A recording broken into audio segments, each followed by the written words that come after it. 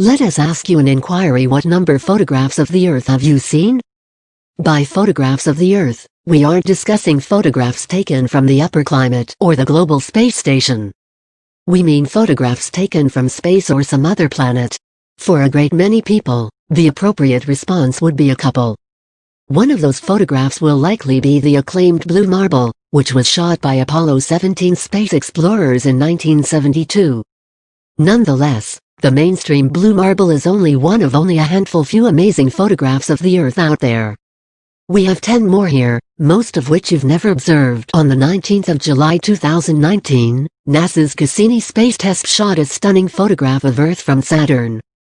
The photograph shows part of Saturn and its rings very close, with the Earth showing up as a little dab somewhere out there. The Moon is adjacent to the Earth, however, is scarcely noticeable. NASA named the photograph "The Day the Earth Smiled."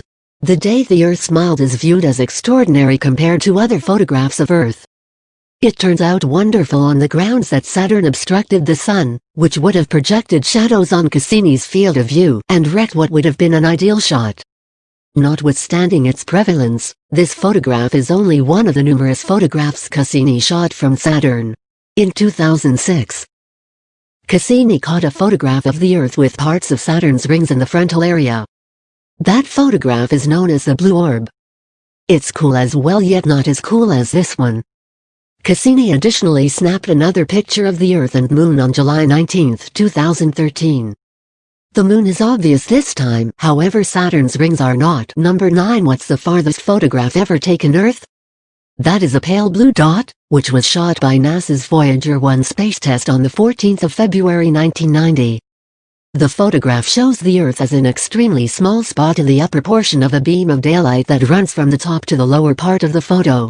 Voyager 1 was 3.7 billion miles from Earth at the time it shot that photograph. That is past the circle of each planet in our nearby planetary group, including Pluto. To place that into point of view, the photograph showed up Earth on the 1st of May 1990, over 2 months after it was shot. The pale blue dot is one of 60 photos Voyager 1 shot around a similar time. The test likewise took photographs of Venus, Jupiter, Uranus and Neptune.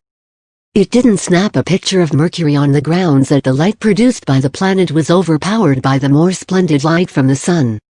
Mars was impeded by daylight, and Pluto was excessively little, dull and inaccessible to be captured. Talking about Voyager 1, the space test is currently in a region called interstellar space. That is where our Sun's gravitational draw is nearly non-existent. In one sentence, Voyager 1 is no longer in our close planetary system.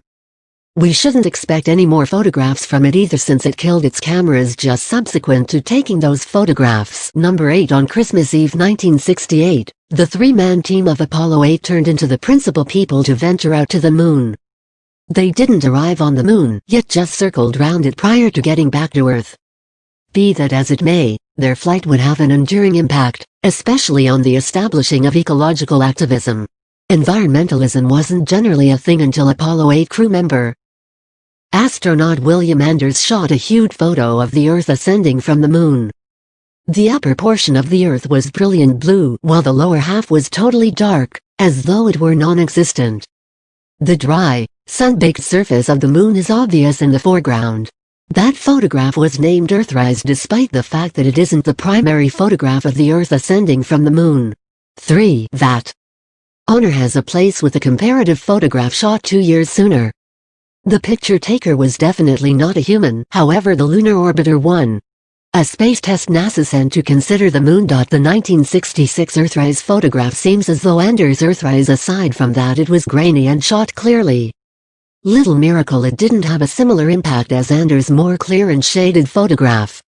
On the 13th of November 2008, NASA delivered a high-goal photograph it made from the 1966 Earthrise. The refreshed photograph looks better despite the fact that it actually needs tone. Number 7. We as a whole understand what comets resemble when seen from Earth. Presently, we should turn that situation around a piece. What does the Earth resemble when seen from a comet? We don't generally have a response to that, yet we have a thought. The Earth may seem as though a crescent dot. The delightful photograph you see up there was shot by the European Space Agency's ESA Rosetta space test in 2009. Is anything but an altered photograph of the Moon or some Earth-like planet. It's the Earth. The whole planet is totally passed out, put something aside for the South Pole, which holds Earth's particular blue color. Rosetta was preparing to endeavor an arrival on Comet 67P Churyumov-Gerasimenko at the time it snapped the picture. In any case, it originally expected to make 3 flybys past Earth to produce enough speed to block the comet. It snapped the picture during its 3rd flyby. Number 6. The principal photograph of the Earth was shot on the 24th of October 1946, and you wouldn't really accept that what we used to shoot that photograph. It wasn't a space test, satellite or space travelers in a shuttle. It was a rocket. A Nazi missile. That rocket was the scandalous V-2 Vengeance Weapon 2. The Nazis built up the rocket during World War II and terminated loads of it at their essential opponent, the British. Notwithstanding, they actually had numerous unused rockets lying around at the time they were defeated. The U.S. military shipped those rockets to the White Sands Missile Range in New Mexico, where a few analysts connected a camera to one of them to catch the main photograph of room. The photograph was shot clearly and shows a piece of the Earth with certain dashes of white mists against the dull space. Number 5. On the 22nd of December 1966, the NASA Applications Technology Satellite 1 OTS-1 did what no human, satellite or space test had ever done. It snapped a picture of the Earth and Moon together. In that photograph, we can see part of the Earth in the foreground with the full Moon in the background. Many public including space fans have never observed this photograph, and some even credit the Voyager 1 orbiter with taking the principal photograph of the Earth and Moon together. Explorer 1 took the main full photograph of the Earth and Moon, and not the principal photograph of the Earth and Moon. Number 4. It's only 1 out of every odd time we will see a photograph of Earth from Mars. On account of the stubbornness of the Mars Curiosity Wanderer, which is as yet kicking 6 years past its arranged 2-year life expectancy, we understand what the Earth resembles from the outside of Mars. In mid-2020, Curiosity pointed its camera at the Martian sky and shot 2 photographs, one of Earth and the other of Venus. Its administrators here on Earth consolidated both photographs to make a solitary photograph of planets Earth and Venus. That photograph isn't point by point since the 2 planets show up as clearly brilliant dabs against the night sky.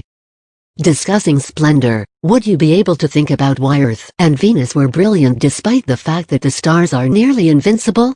It's on the grounds that Mars' environment was extremely dusty at the time the photograph was shot. The residue particles noticeable all around mirrored the light from the sun, making the sky become plainly splendid. The outcome is that just the closest and most brilliant things show up splendid. Number 3. On the 19th of July 2013, NASA's Messenger space test shot a photograph of the Earth and Moon from Mercury. As should be obvious in the photograph, the Earth and Moon are so splendid it's practically difficult to reveal to them separated. This has a ton to do with the mission of the space probe. NASA sent Messenger to Mercury to discover little satellites that might be circling the planet. Considering the little size of the articles it was looking for, the test needs to point its cameras at the objective zone for quite a while prior to accepting a photo. Photographers call this overexposure, and the thought is to permit the cameras catch however much light as could be expected from an item. That is the main way the cameras can identify little subtle articles that would have stayed concealed. The Earth and the Moon would have been no bigger than a pixel if the test had shot the photograph just in the wake of pointing its camera. Number 2. Taking a full close-up photograph of the Earth from space is trying for 2 reasons. The first is that the picture taker should be far enough to catch the planet in full yet close enough to catch every one of its subtleties. The picture taker additionally needs to choose the ideal time when the sun won't project shadows on the Earth. If we inquired as to whether they knew the main full image of the Earth, they would have referenced the Blue Marble, which was shot by Apollo 17 space explorers going to the Moon in 1972. Any individual who considers the Blue Marble the primary full photograph of the Earth isn't right. It is really the second. The first was shot by NASA's OTS-3 Test Climate and Interchanges satellite in November 1967. It's muddled why the 1967 Blue Marble, as it is currently called, isn't as well known as the one that came after it. It's likely on the grounds that its tones are somewhat more blunt. Number 1. The 1967 and 1972 Blue Marbles we referenced in the past passage are only two of the many Blue Marbles out there.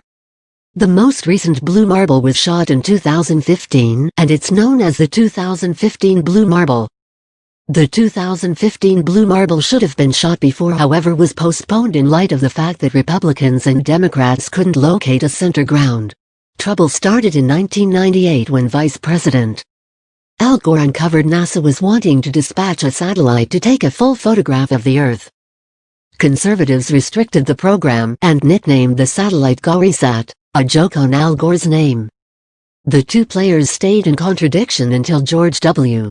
Bush became president in 2000.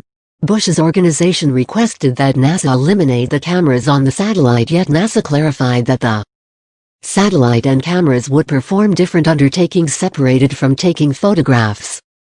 NASA additionally explained that the diminished weight would influence the soundness of the satellite in space. Notwithstanding, the Bush organization demanded and advised NASA to supplant the cameras with sandbags. NASA retired the undertaking rather, since obviously the Bush organization was reluctant to support it. Improvement possibly continued when Barack Obama became president in 2008. The satellite was dispatched a couple of years after the fact, and it snapped the picture in 2015.